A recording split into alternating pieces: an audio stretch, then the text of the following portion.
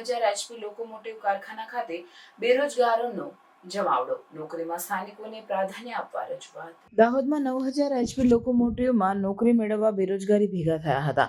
પરેલમાં કારખાનામાં નોકરી મેળવવા યુવક યુવતીઓ ઉમટી પડ્યા. બાયોડેટા સાથે મોટી સંખ્યામાં બેરોજગાર યુવતીઓ પહોંચી. સિમેન્સ કંપનીમાં હજુ સુધી લોકલ બેરોજગારોને નોકરી નથી અપાઈ. લોકલ બેરોજગાર સમિતિ દ્વારા છેલ્લા કેટલાય સમયથી લડત ચલાવાઈ રહી છે. રેલવેના કારખાના બહાર પોલીસનો મોટો બંદોબસ્ત ગોઠવાયો. સિમેન્સ કંપનીના HR હેડ દ્વારા બેરોજગારોના બાયોડેટા લીધા.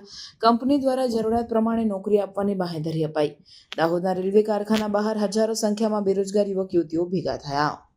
પણ એ જે છે જ્યારે આપણો તાલીમ વિભાગ ચાલુ થઈ શકે, સ્કિલ ઇન્ડિયા અંતર્ગત જે પણ પ્રોજેક્ટ અંતર્ગત સ્થાનીય જેટલા પણ હોદ્દેદાર જિલ્લાના જેટલા પણ સરકારી કર્મચારીઓથી અને જેટલા પણ ચૂંટાયેલા હોદ્દેદારો છે એ તમામની મદદથી સ્થાનિક એવો પ્રોજેક્ટ ચાલુ થાય. હા, આવા પ્રોજેક્ટ આપણે આગળ ઘણા બધા ચાલુ થયા છે, એવું નથી કે નથી થયા, પણ એવી સંસ્થાઓને કામ આપવામાં આવે છે કે એવી સંસ્થા એ ટેકનિકલ તાલીમ આપતા નથી. ફક્ત ભરતી કરવાની કોઈ સ્થાનિક પ્રક્રિયા HR ડિપાર્ટમેન્ટ સ્ટાર્ટ થયેલ નથી.